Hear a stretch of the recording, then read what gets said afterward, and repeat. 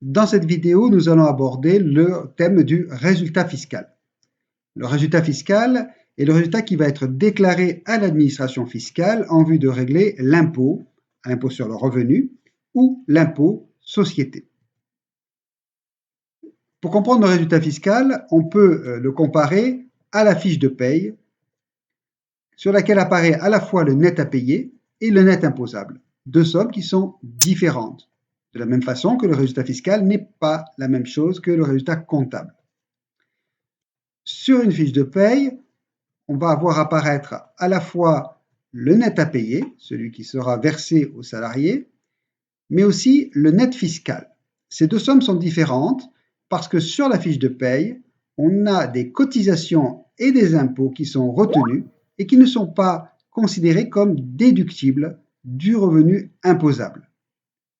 Eh bien, au niveau du résultat fiscal, c'est exactement la même chose. Le résultat comptable. Le résultat comptable, c'est le fruit de la comptabilisation de toutes les factures que l'entreprise a reçues ou émises durant un exercice comptable. Il y a des produits, bien évidemment, des factures faites aux clients, et il y a en face toutes les charges, tous les achats réalisés. La différence entre ces produits et ces charges donne le résultat comptable.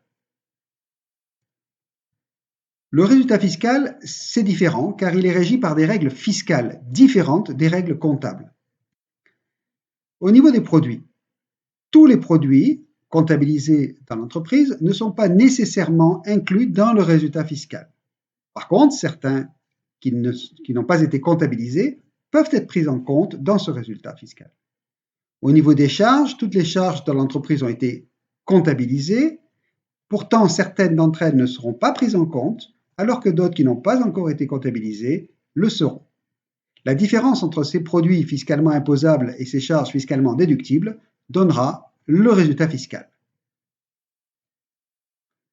Par exemple, dans une entreprise, on rencontre plusieurs produits et plusieurs charges, et parmi ces charges, on va avoir une charge exceptionnelle constituée par une amende au code de la route. Cette amende a été comptabilisée parce que payée par l'entreprise. Elle l'a pris en compte à sa charge, cette amende au code de la route. La différence entre ces produits et ces charges me donne évidemment le résultat comptable. Il se trouve que l'amende pour le code de la route n'est pas considérée comme déductible aux yeux des impôts. Donc cette charge va devoir être supprimée et sa suppression va avoir pour effet d'augmenter mon résultat fiscal. On parle ici de réintégration fiscale, c'est-à-dire qu'on a réintégré la charge dans le résultat, ce qui a eu pour effet de le gonfler.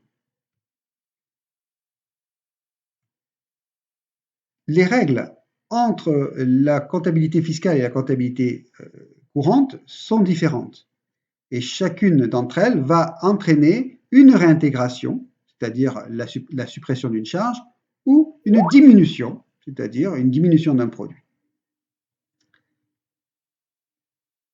Nous allons donc avoir 4 cas de figure, des charges qui ont été comptabilisées mais qui ne seront pas admises fiscalement, des charges qui n'ont pas été comptabilisées mais que les impôts m'autorisent à mettre en déduction fiscale, des produits qui ont été comptabilisés mais qu'on ne retiendra pas fiscalement, et enfin des produits que nous n'avons pas comptabilisés et qui seront pris en compte dans le résultat.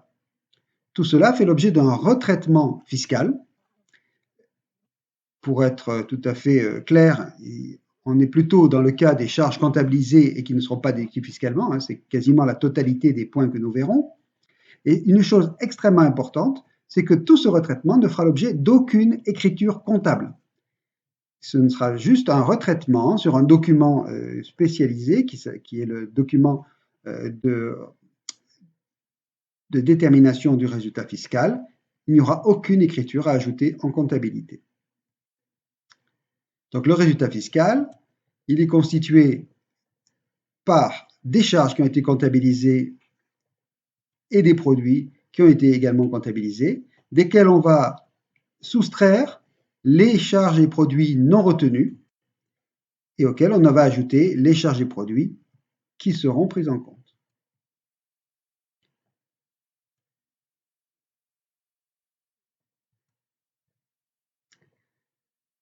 plusieurs charges ne sont pas considérées comme déductibles d'un point de vue fiscal. Nous allons voir les principales.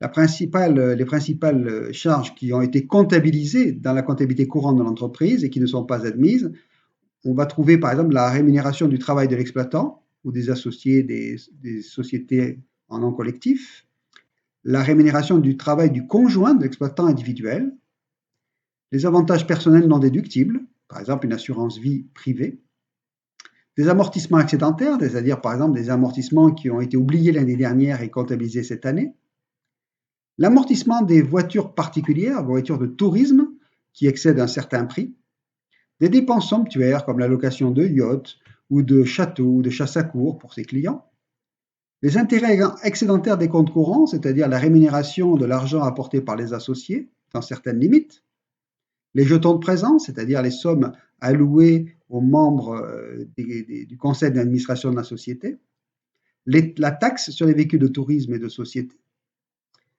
évidemment toutes sortes de pénalités et d'amendes, qu'elles soient fiscales ou pénales. Et puis, les provisions évaluées de matière statistique, par exemple, j'envisage que 5% de mes clients ne me payeront pas l'année prochaine.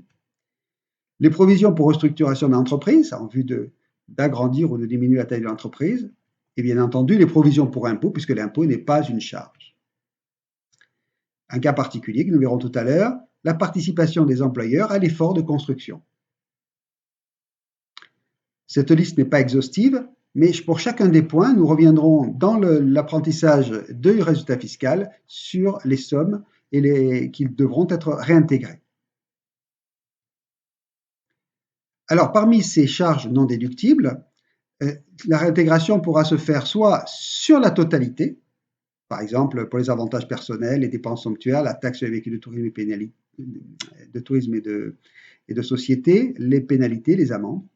Et puis pour d'autres, la réintégration se fera que pour une partie, notamment par exemple pour l'amortissement des voitures particulières ou pour les intérêts versés au compte d'associés.